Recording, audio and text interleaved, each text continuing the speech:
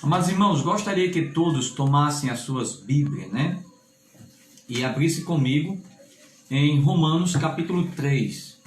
Romanos capítulo 3, né? No domingo pela manhã estamos estudando sobre a vida de José. Domingo pela manhã estamos falando sobre a vida de José do Egito.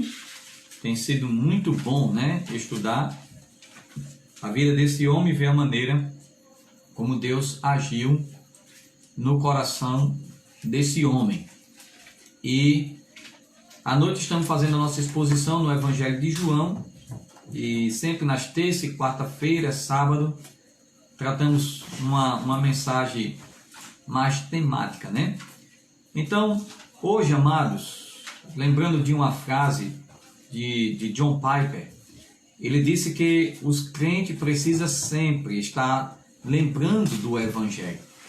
Muitas vezes nós pensamos no Evangelho muito para os descrentes, né? Uma mensagem falando do Evangelho é muito mais uma mensagem que combina com o descrente. Mas isso não é verdade, tá bom?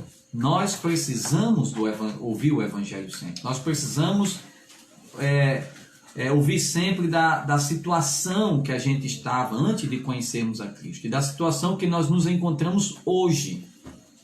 E também é importante falar do Evangelho porque os nossos amados irmãos, novos convertidos, tá bom? Eles podem também ter uma compreensão a mais do Evangelho.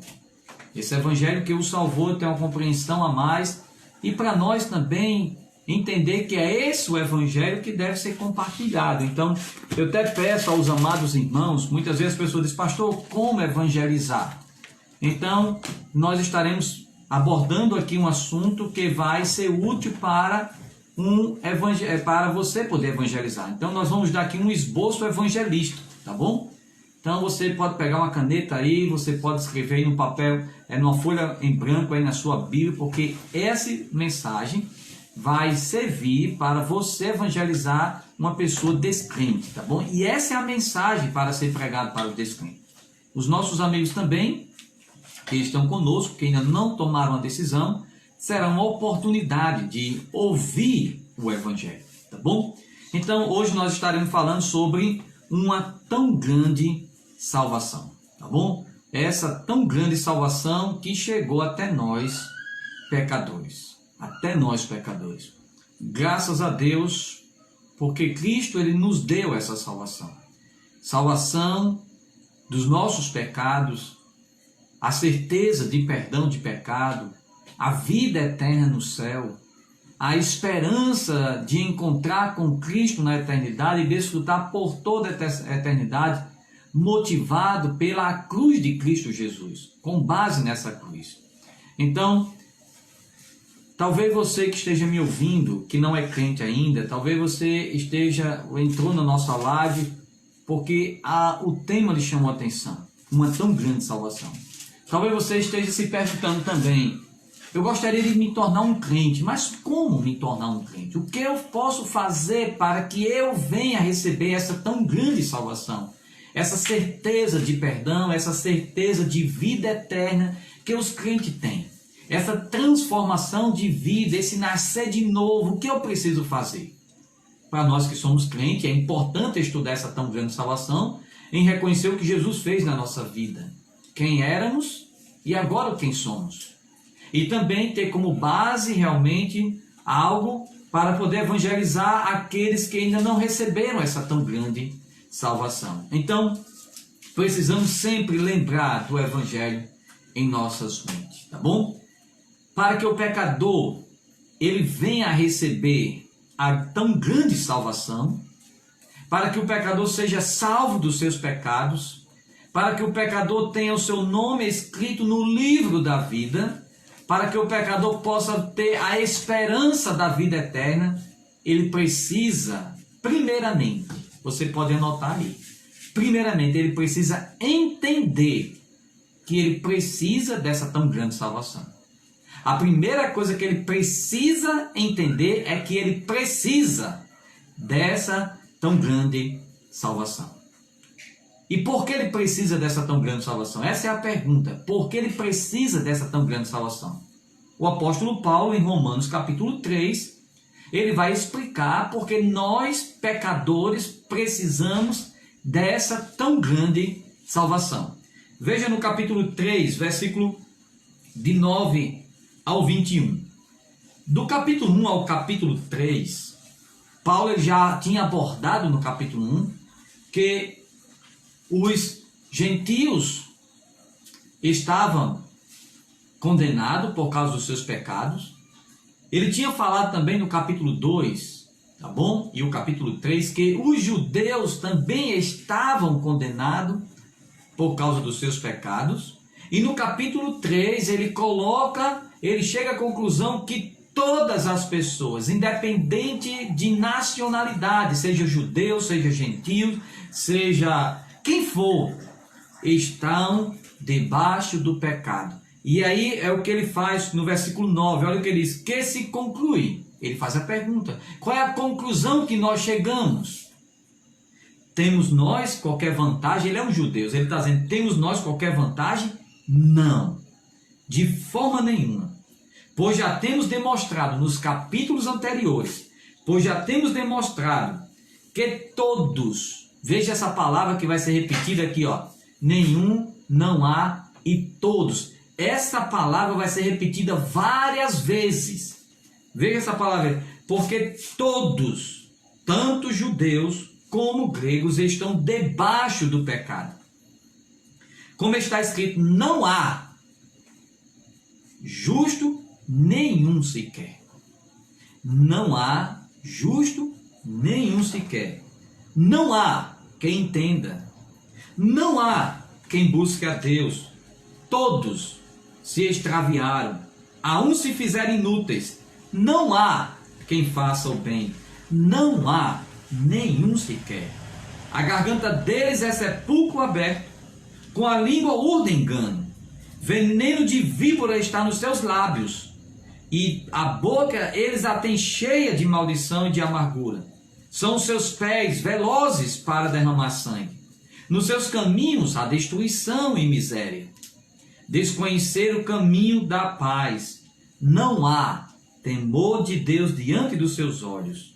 Ora, sabemos que tudo o que a lei diz, aos que vivem na lei o diz, para que se cale toda a boca e todo mundo seja culpável perante Deus, visto que ninguém será justificado diante dele pelas obras da lei, em razão de que pela lei vem o pleno conhecimento do pecado. Então, amados irmãos, Paulo aqui, ele dá o diagnóstico do ser humano. Ele mostra a condição do ser humano. Por esta razão que ele chega a utilizar as palavras todos, não há. Então a conclusão é que todas as pessoas, elas são pecadoras, e por elas serem pecadoras, elas precisam dessa tão grande salvação. Dessa grande salvação. Você percebe que os versículos de 10 ao 12 indica que todo o ser interior do homem está sob o controle do pecado. A sua mente, Paulo diz, não há quem entenda. O seu coração, Paulo diz, não há quem busque a Deus. A sua vontade, não há quem faça o bem. Toda parte do ser humano está realmente contaminada pelo pecado. Ah, pastor, mas eu pequei somente uma vez. Não importa se você pecou 1 milhão de vezes ou pecou uma vez.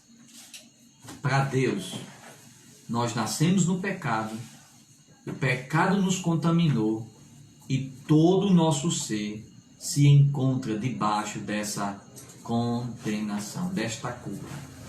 Então preste bem atenção, meu amado irmão. Por que o ser humano precisa dessa tão grande salvação? Porque ele é pecador. É isso que nós devemos mostrar para as pessoas que não são crentes ainda. Que elas necessitam dessa salvação porque elas são pecadoras.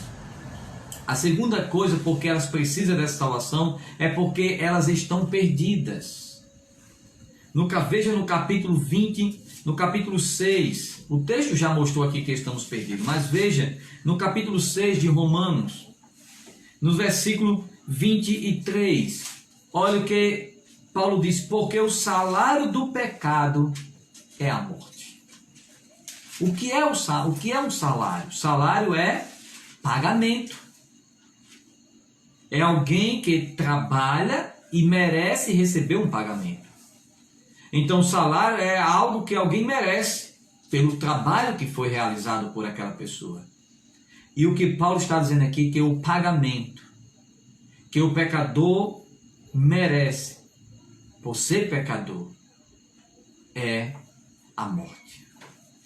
E quando a palavra de Deus fala de morte, pelo menos 3 tipos de morte é mencionado nas Sagradas Escrituras. Existe a morte física, a separação do corpo da alma. Existe a morte espiritual, a separação do homem para com Deus. E existe a morte eterna. O pecador, ele merece receber a morte. Por que ele merece? Porque ele é pecador. Por esta razão, por ele ser pecador e por ele estar perdido, ele precisa desta grande salvação. Ele precisa dessa grande salvação. O pecador em si, ele não merece a tão grande salvação, porque ele é pecador e ele está perdido, mas ele precisa dessa tão grande salvação. Veja o que Paulo também disse em Romanos capítulo 5. Veja no capítulo 5, no versículo 15, ele diz, Paulo está fazendo aqui uma comparação entre Adão e Cristo Jesus. Por Adão entrou o pecado no mundo. Tá bom? Por Adão entrou o pecado no mundo. Então, Romanos capítulo 15, versículo 12.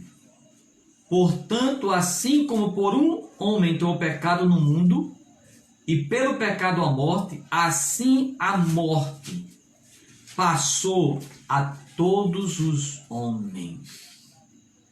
Então, amados irmãos, a morte passou a todos os homens. Agora veja no versículo 16. 5,16, né? 5,16 agora. O dom, entretanto, não é como no caso em que somente um pecou. Porque o julgamento derivou de uma só ofensa. O julgamento veio por causa de um pecado. Não foi por muitos pecados, foi por causa de um pecado. E esse pecado foi o pecado de Adão. Então, sempre nós enfatizamos, olha, não importa a quantidade de pecado, nem o tipo de pecado que o ser humano comete. O que condena o homem é o pecado que Adão cometeu.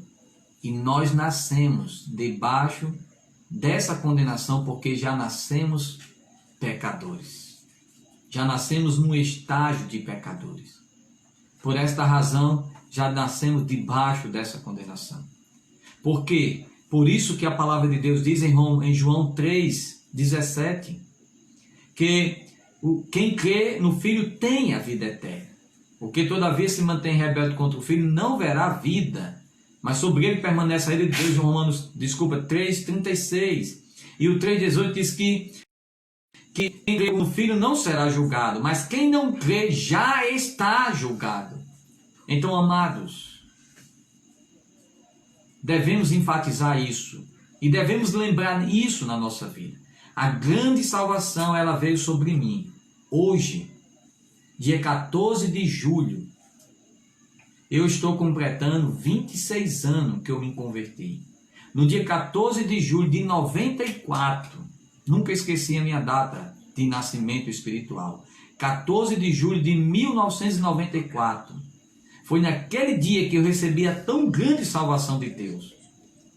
E essa grande salvação que veio sobre a minha vida foi pela mensagem do Evangelho que eu ouvi e o convencimento do Espírito Santo que me fez entender que eu precisava dessa tão grande salvação, porque eu sou pecador e eu estava perdido. E quando o Espírito Santo abriu minha mente para mim entender essa verdade, foi quando eu dei o segundo passo que o ser humano precisa dar para receber essa tão grande salvação. Antes de enfatizar o segundo passo, Martim Lutero, o grande reformador, ele diz o seguinte: o reconhecimento do pecado é o começo da salvação. O reconhecimento do pecado é o começo da salvação, Lutero disse. Enquanto o pecador não entender que ele é pecador, ele nunca vai receber essa tão grande salvação. Talvez você diga, pastor, mas todas as pessoas reconhecem que são pecadoras. Mas muitas pessoas não demonstram isso. Muitas vezes nós pregamos para as pessoas dizem, pastor, mas eu não mato, eu não roubo, eu não fumo, eu não faço nada de errado. Você está dizendo para Deus que você não é pecador e que você não está perdido. Porque as pessoas consideram pecadores e consideram perdidos somente aqueles que matam, que roubam, que fumam, que bebem. Não, não. Independente do que você faz ou deixa de fazer, você já nasceu debaixo do pecado. Você já nasceu debaixo do pecado. Não tem para onde correr.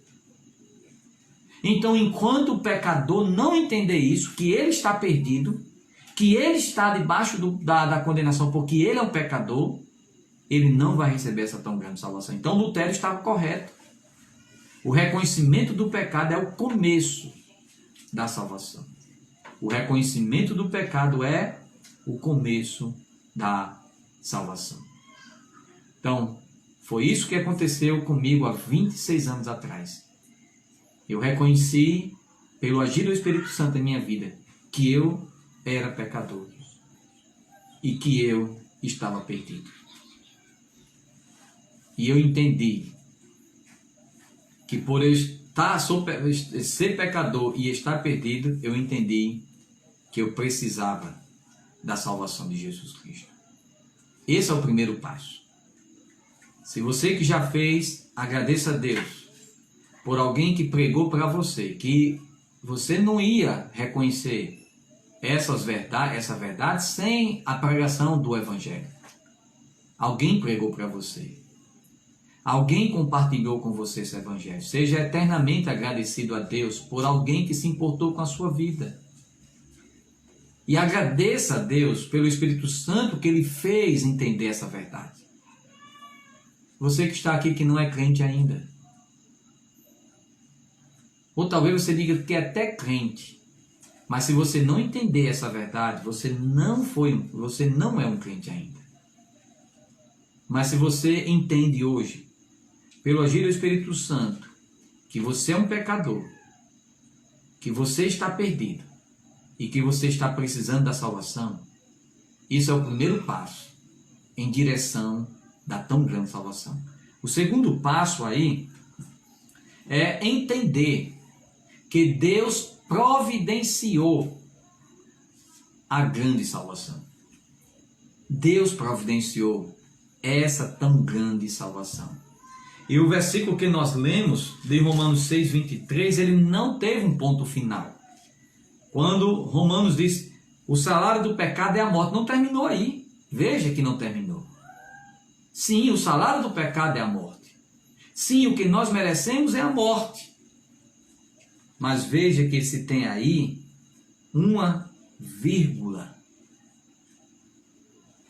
e um mais de contraste.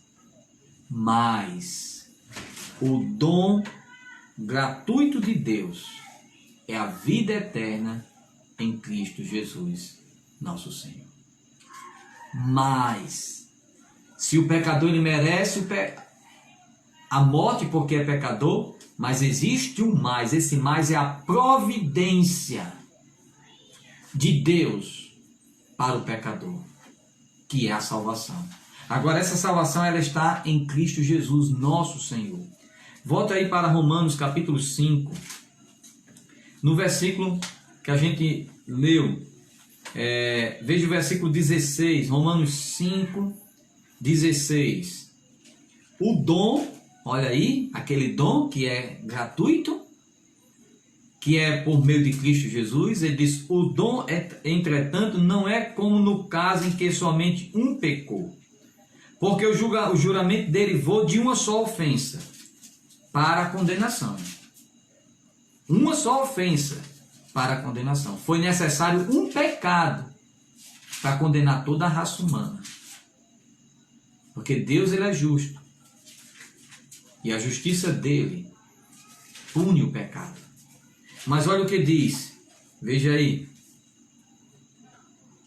Porque o julgamento derivou de uma só ofensa para a condenação. Mas veja outro mais aí. Mas a graça transcorre de muitas ofensas para a justificação.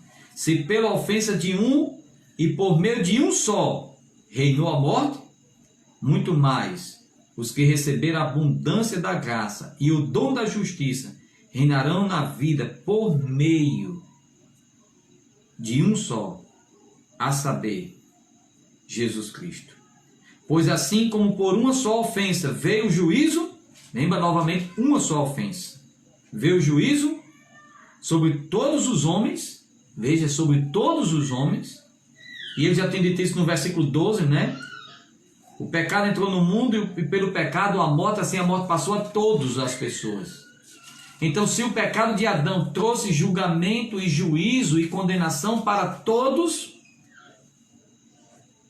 veja aí, assim também por um só ato de justiça veio a graça sobre todos os homens para a justificação da fé, da vida.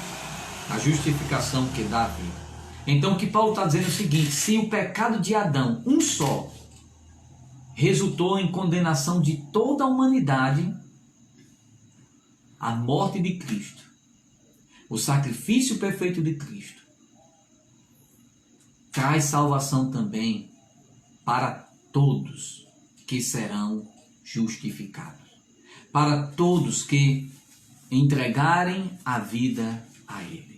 Então veja, amados, aonde abundou o pecado, Paulo diz que superabundou a graça de Deus. O que é graça de Deus?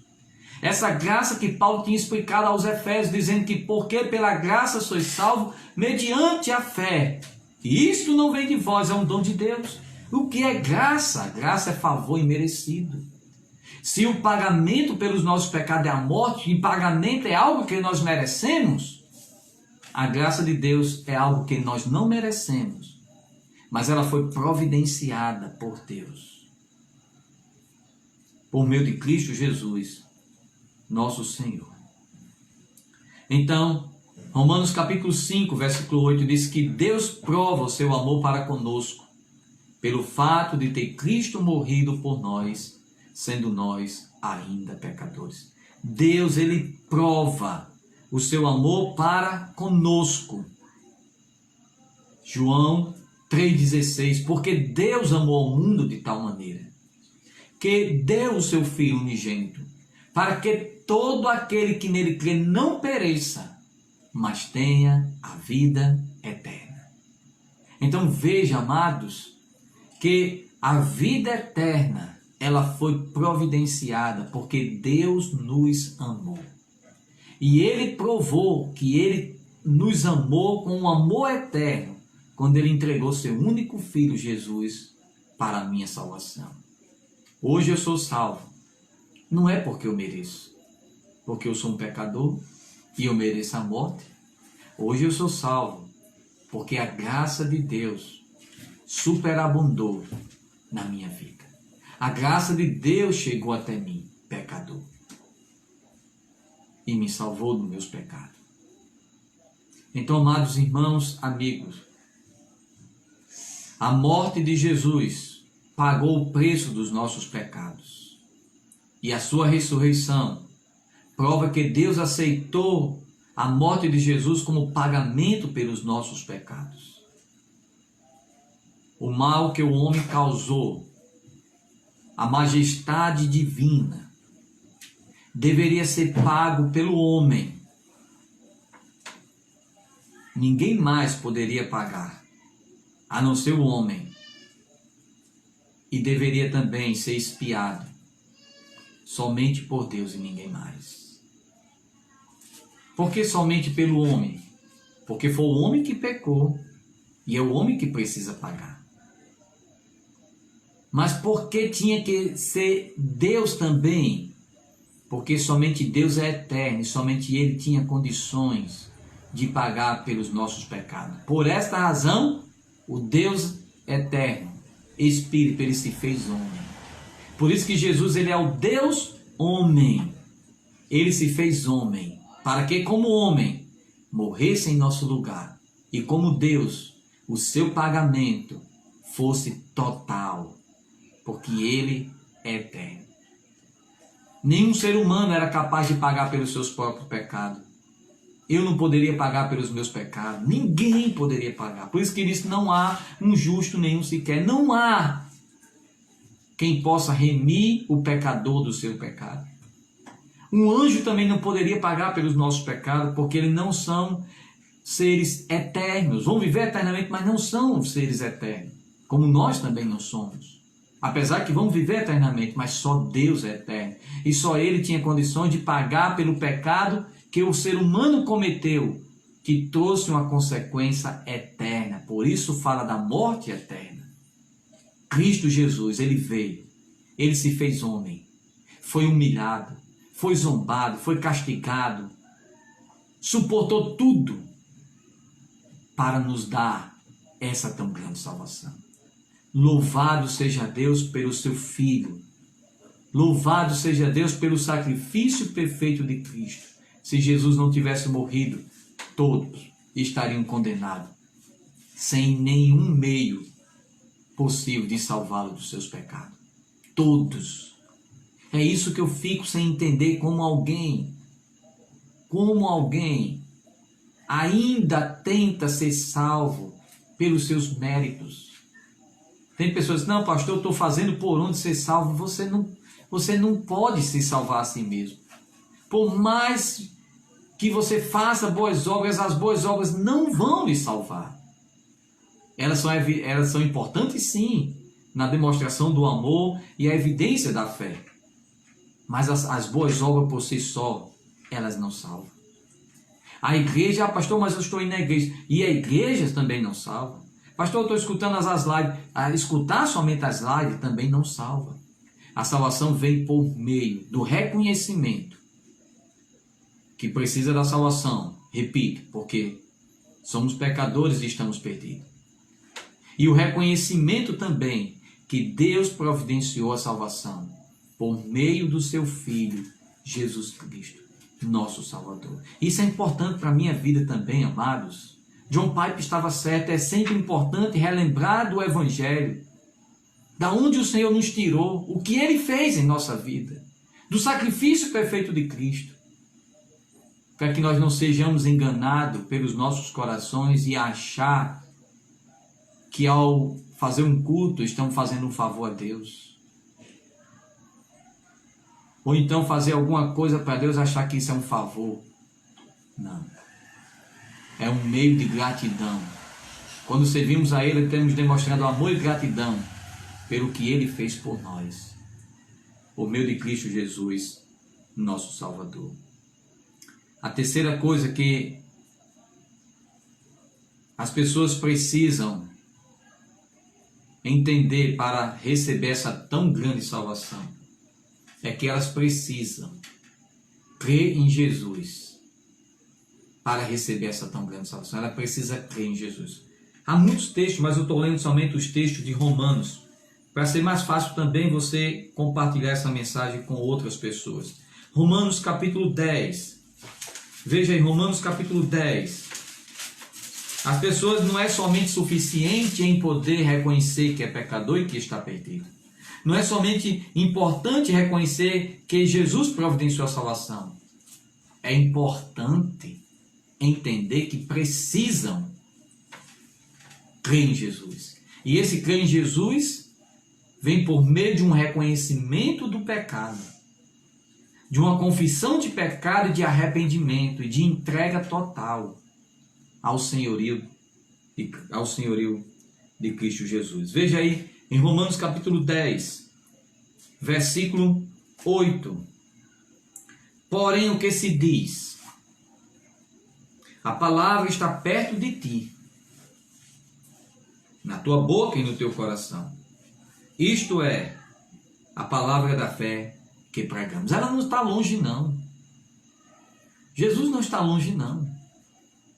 A palavra está pertinho de você. Você que está me ouvindo, que não é crente ainda, que não tem certeza de salvação, que não recebeu essa tão grande salvação, a palavra está perto de ti. O que você precisa fazer? No versículo 9. Se com tua boca, não é a boca de outro não, é a tua boca, confessares a Jesus como Senhor. Você precisa confessar Jesus como Senhor da sua vida.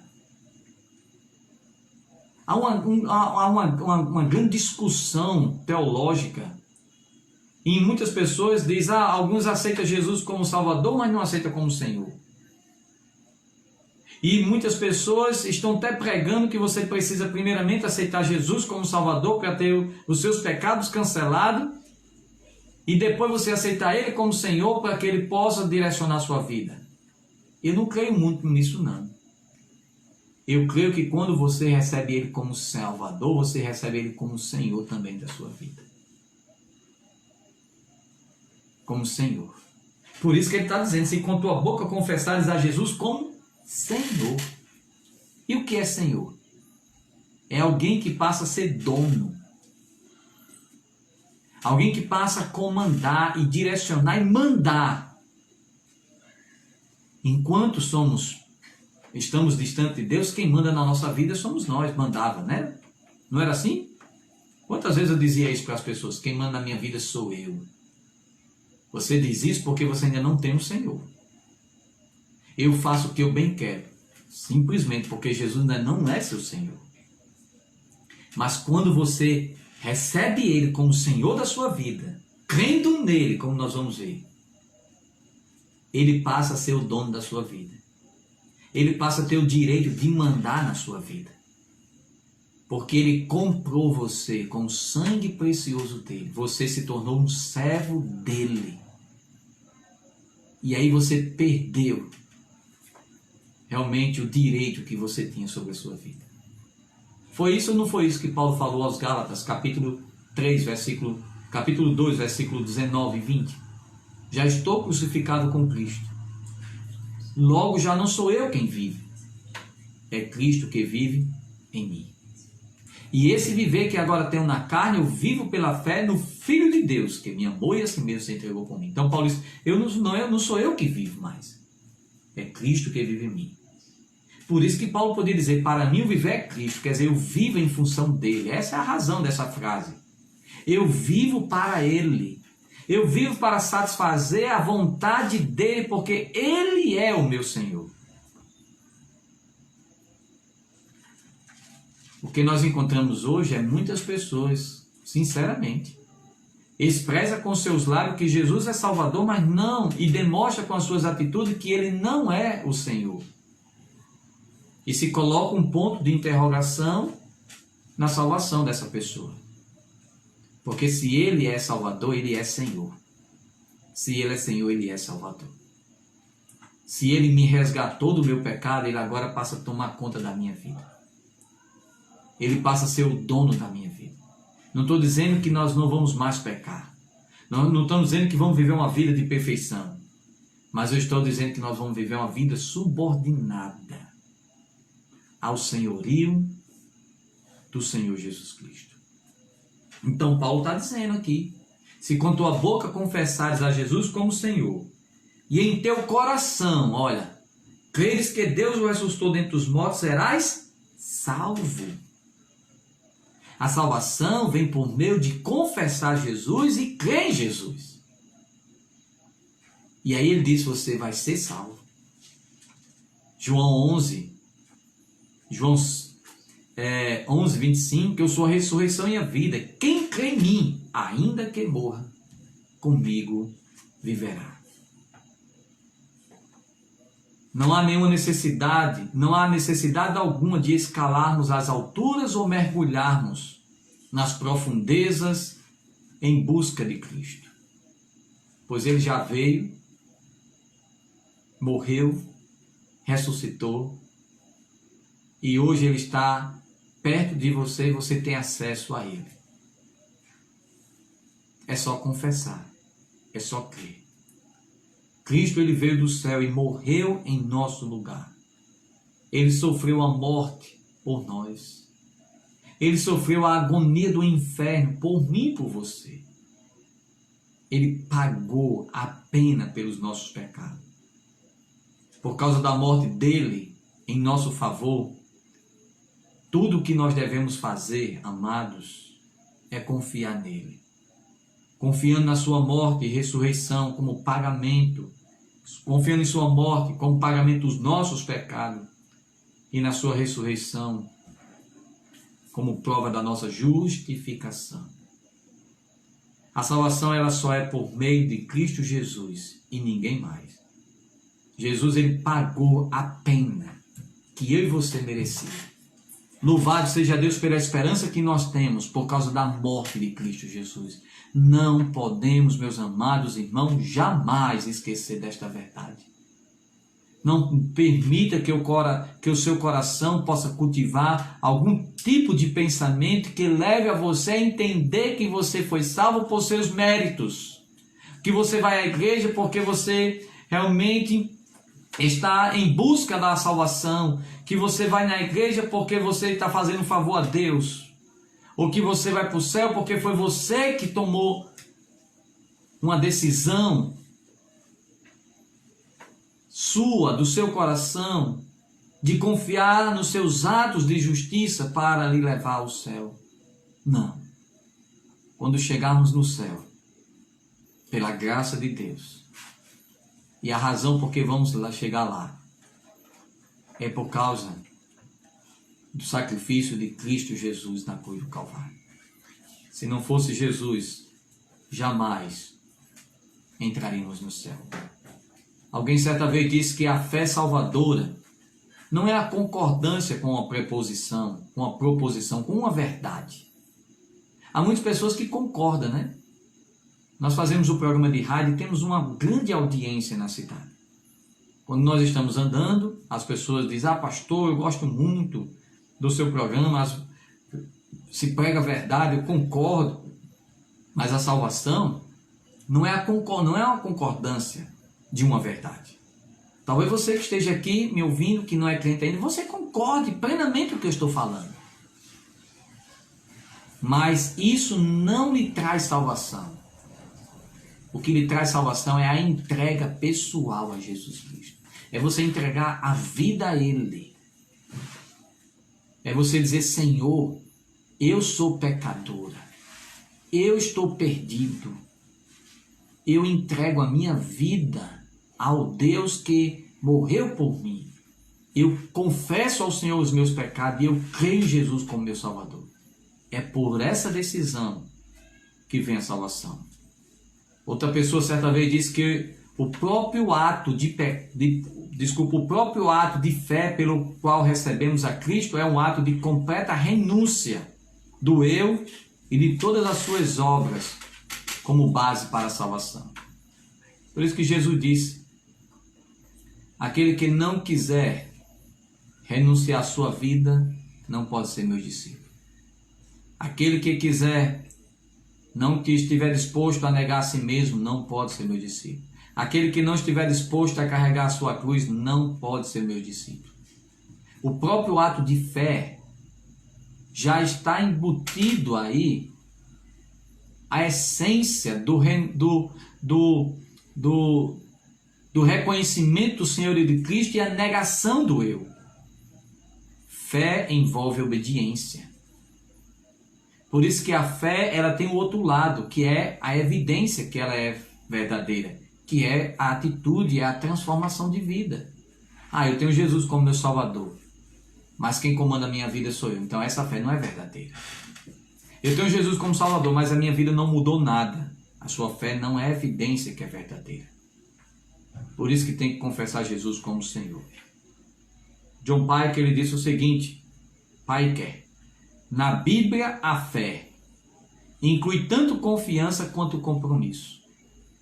Se converter é um compromisso com Cristo. Graças a Deus, amados, louvo a Deus porque Ele me sustentou nesses 26 anos. E peço a Ele que Ele me sustente até o fim da vida. Porque um dia eu assumi um compromisso com Ele. Eu entreguei minha vida a Ele. E decidi negar o mundo quando eu tinha 16 anos de vida. Renunciando com o mundo. Não é fácil ser crente. Os irmãos sabem muito bem a luta, a dificuldade que temos todos os dias em poder renunciar o pecado e os prazeres desse mundo. Mas a fé é um compromisso. Nós não podemos aceitar alguém que diz que tem fé e não tem compromisso. Alguém que diz que tem fé, mas não obedece. Para Tiago e João, essa fé não parte. Essa fé não é resultado de uma fé verdadeira. Quero concluir dizendo o seguinte. Paulo não somente mostrou que o homem precisava da salvação porque ele é pecador e está perdido. Paulo não somente mostrou que a providência da salvação é Cristo Jesus, sua morte e ressurreição. Paulo não somente mostrou que a fé é o meio da salvação. Se o homem deseja ir para o céu, ele precisa crer no Senhor. Ele precisa entregar a vida ao Senhor. Ele precisa assumir um compromisso com Deus. Mas Paulo mostrou o resultado de alguém que toma essa decisão por Cristo Jesus. Para nós que somos crentes, meus amados irmãos, após a nossa decisão, o que aconteceu conosco? Qual foi a mudança que houve em nossa vida? A teologia da prosperidade prega que há uma mudança material. Você vai ser bem sucedido na sua vida material, você vai poder, você vai ficar curado, você vai fazer isso e isso. Mas não são esses os resultados da fé verdadeira. Não é isso que nós pregamos, que quando alguém crê em Cristo, o que vai acontecer com ela. Mas é o que Paulo falou em Romanos. Veja em Romanos capítulo 5. Olha o resultado aí da salvação. Olha o resultado da salvação. Romanos capítulo 5, versículo 1. Justificado, pois, mediante a fé, temos paz com Deus por meio do nosso Senhor Jesus Cristo. O perdão dos pecados, a justificação, é pela fé. E a fé nos trouxe paz com Deus. Estávamos separados dele por causa do pecado. Não tínhamos paz com Deus. Mas diz aí que, por meio dessa fé, temos hoje paz com Deus. Por causa de Cristo Jesus. Hoje temos paz. Hoje temos certeza de vida eterna. Hoje sabemos que não estamos mais separados de Deus. Hoje sabemos que somos filhos dele. Ele é o nosso Pai. Que Ele nos ama, que Ele cuida de nós, que Ele está conosco. Isso é resultado da salvação, essa paz em nosso coração. E essa paz, ela reina mesmo no vale das tribulações. Mesmo nos vales das sombras da morte, a paz com Deus, ela reina.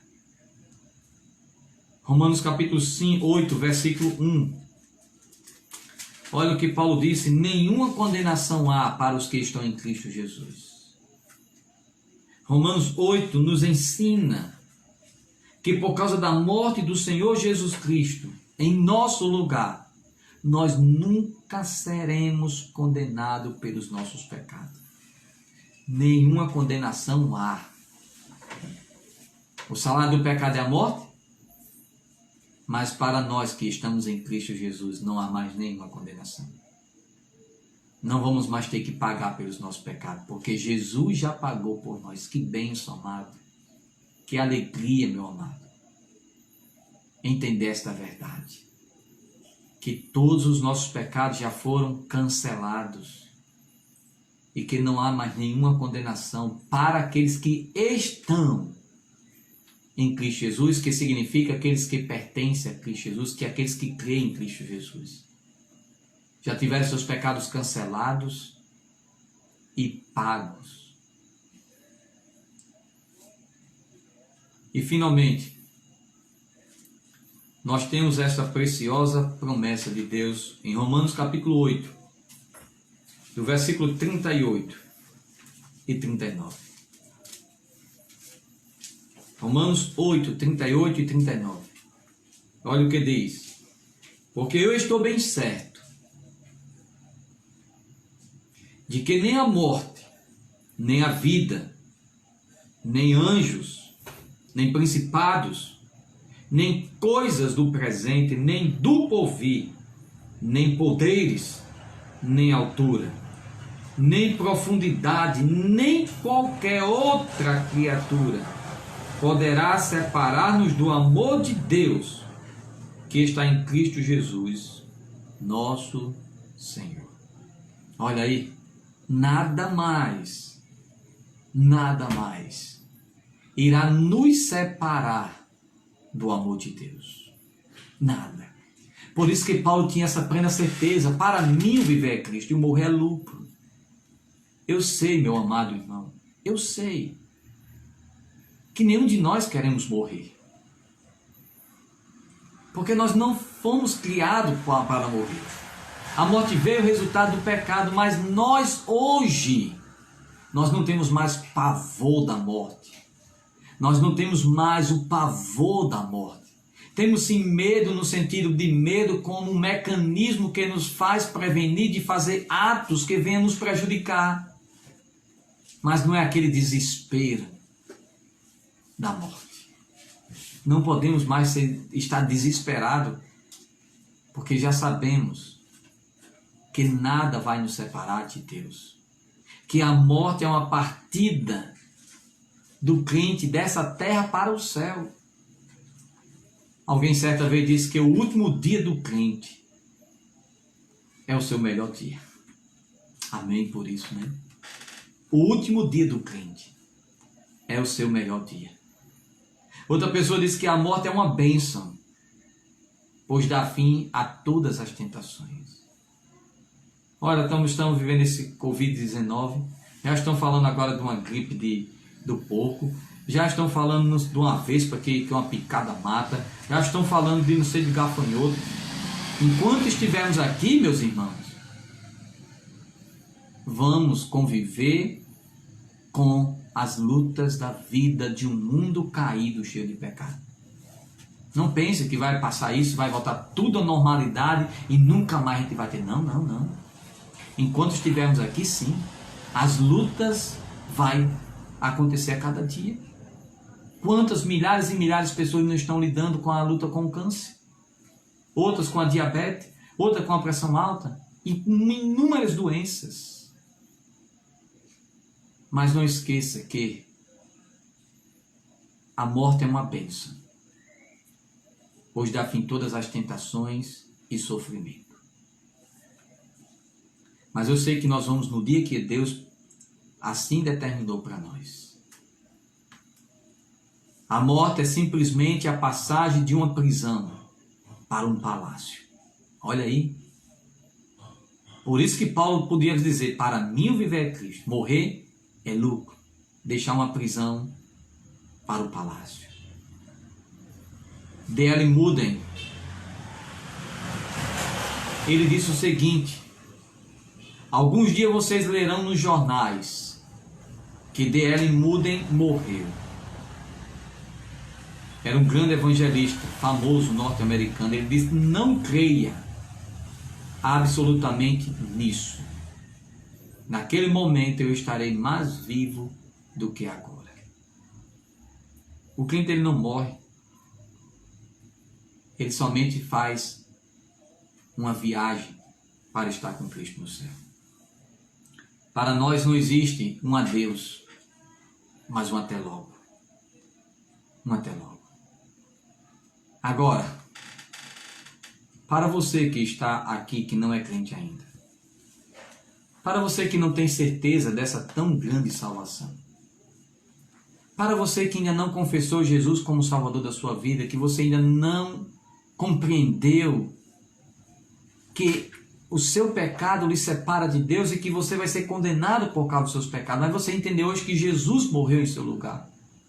Que Ele deu a vida por você. Que Ele foi o seu substituto na cruz do Calvário. E se você entendeu isso, e você quer hoje crer em Jesus como seu Salvador, você vai receber dele, se você fizer isso, vida eterna, segurança eterna, paz com Deus, certeza de nunca mais ser condenado, certeza de estar com Cristo no céu. Não vai mais temer o pavor da morte, mas sim reinará no seu coração a certeza de um dia estar com Cristo no céu. Mas você precisa nascer de novo. Se o segundo nascimento não ocorreu ainda em sua vida, um grande pregador disse: a segunda morte terá poder sobre você. Quem nasceu uma vez vai morrer duas, fisicamente e espiritualmente e eternamente.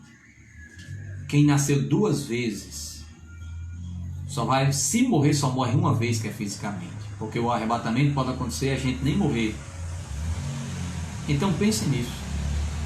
Se você hoje que está me ouvindo quer entregar sua vida a Jesus, confessando Ele como seu Salvador, você possa aí colocar no Instagram, como a Meire fez domingo, como a Maria Lúcia fez no domingo retrasado: eu quero Jesus como meu Salvador. Nós que somos crentes, amados, esse é o evangelho que nós temos que pregar para as pessoas. Esse é o evangelho que nós temos que pregar para as pessoas. Não é dizer para as pessoas que Deus vai curar elas. Sim, podemos saber que Deus pode curar. Não é dizer que as pessoas que Deus ama ela, sim, Deus ama ela. Mas você tem que mostrar para ela que ela precisa da salvação, porque ela é pecadora, porque ela está perdida. Romanos capítulo 3. Mas você precisa dizer para ela que Deus providenciou a salvação. Romanos capítulo 5, essa salvação em Cristo Jesus. Você precisa dizer que ela precisa crer em Jesus como seu Salvador, como seu Senhor, para que ela venha desfrutar dessa tão grande salvação. Paz, vida eterna, certeza de um dia, quando partir daqui, se encontrar com Jesus. Que Deus abençoe as nossas vidas e que nós possamos nos regozijarmos pelo que Deus fez por nós, sem nós merecermos. Que Deus abençoe a vida de cada um.